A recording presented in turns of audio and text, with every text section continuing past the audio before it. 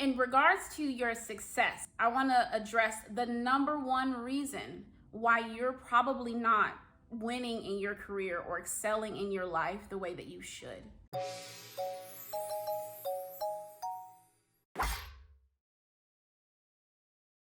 Hi everyone, welcome back to my channel, Rethink ADHD. So I don't do social media. Y'all know I don't do it, but I do have a Reddit.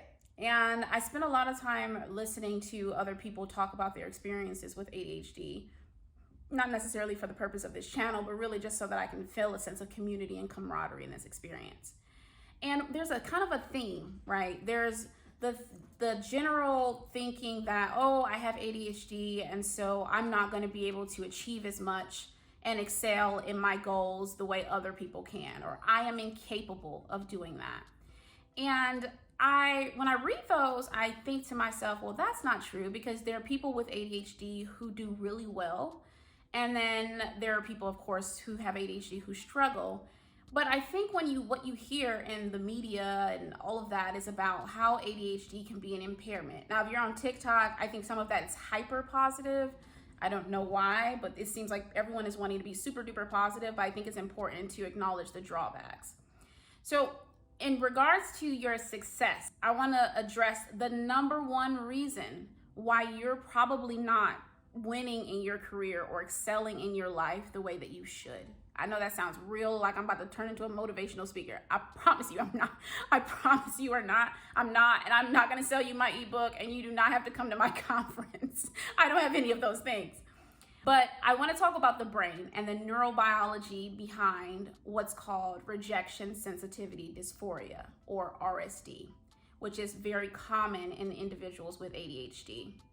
Now, if you go to your doctor and you're like, oh, I think I have rejection sensitivity dysphoria, they're going to look at you with a blank face unless they treat a lot of ADHD.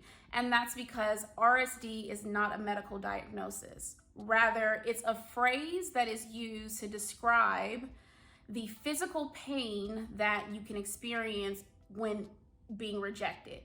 Now, everybody, neurotypical, neurodivergent, whatever, we all experience rejection, and it's terrible. Like, if you love Brene Brown, like I love Brene Brown, read a book, Atlas of the Heart, you'll hear all about this. It's important. We are wired for belonging.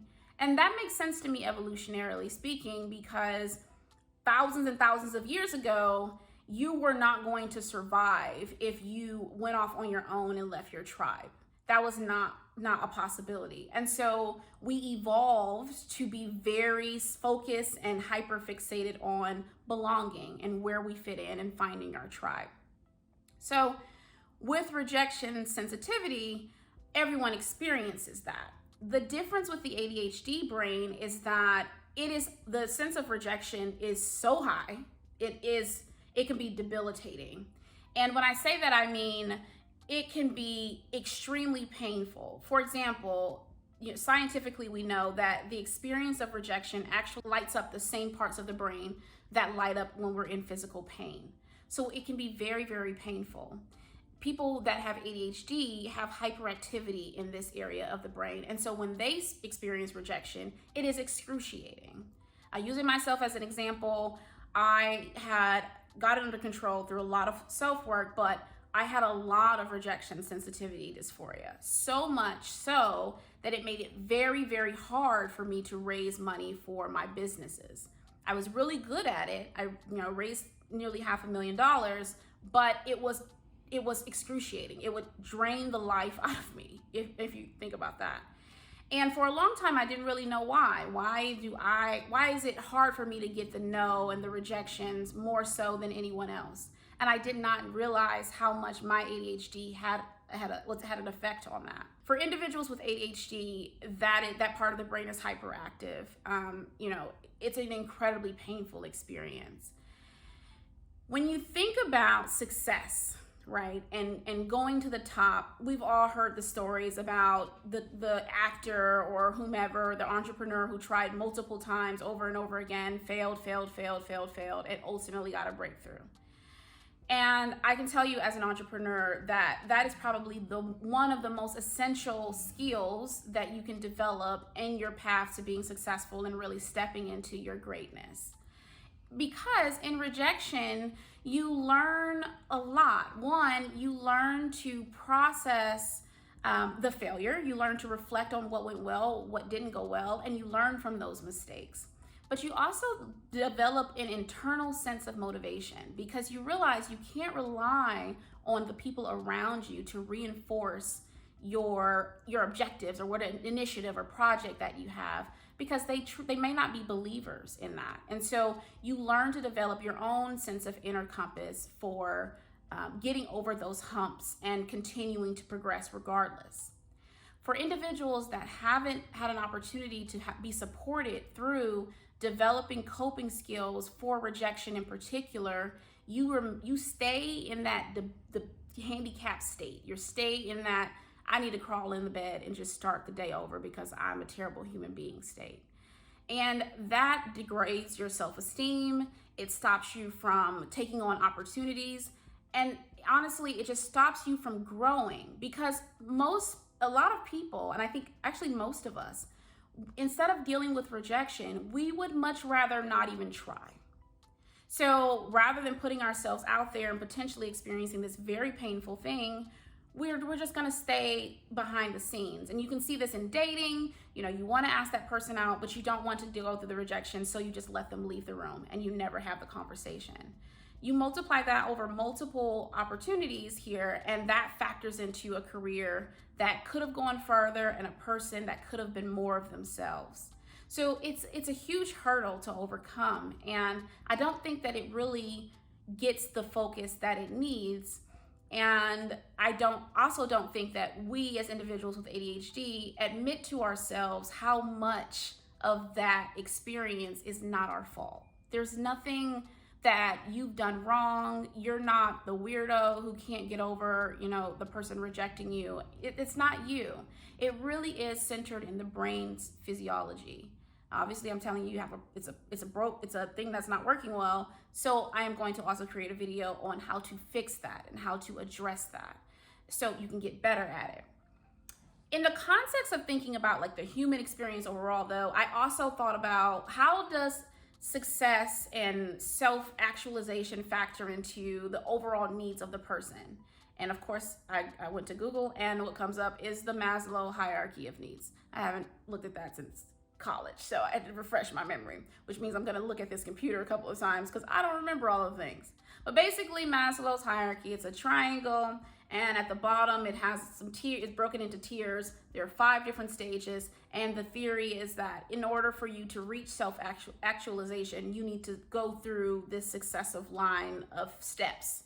I don't necessarily think I agree that it's as linear as this makes it seem, but I do agree that the things that are on this triangle are important and have been important even in my life for me to feel comfortable stepping out and becoming my best self.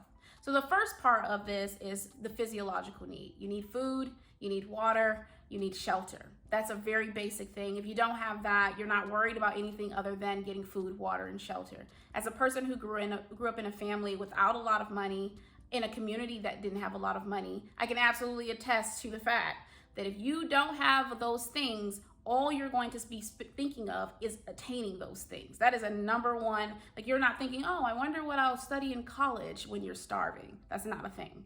So that is absolutely a fundamental need.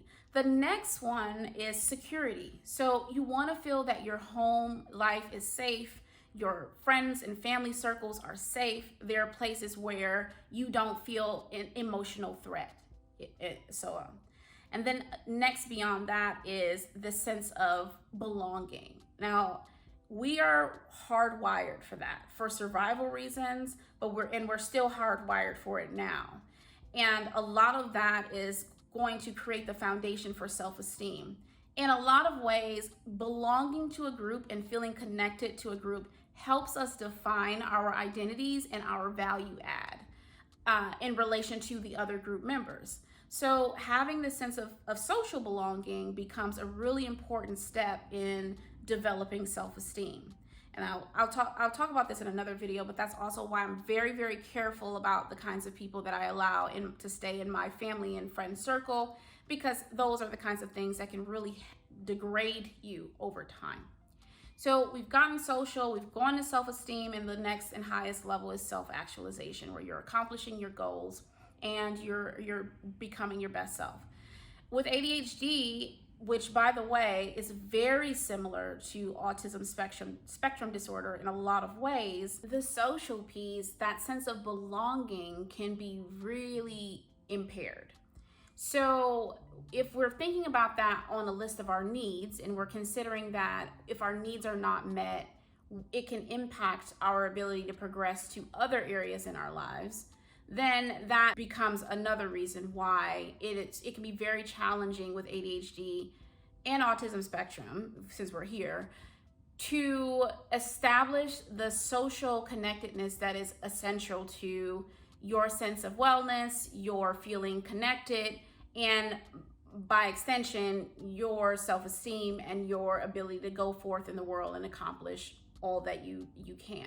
I think rejection sensitivity is a very complex thing. Obviously, everyone with ADHD is on a spectrum. And so for some of us, this may not be an issue. And for others of us, it may be an incredible issue. There are medications that you can take. There are different mindfulness activities that you can take. There are a ton of things that you can do to help lessen the impact of this on your life. But I think it's important for you, as the person who's developing this relationship with your ADHD and developing this relationship with yourself, that you are aware that this exists, so that you don't feel totally crazy when something happens, real or perceived, and it totally sets you back. This is just part of it, but we can do something about it. So in the next video, or whenever, I kind of feel like I'm doing these in a very strange order, but whatever.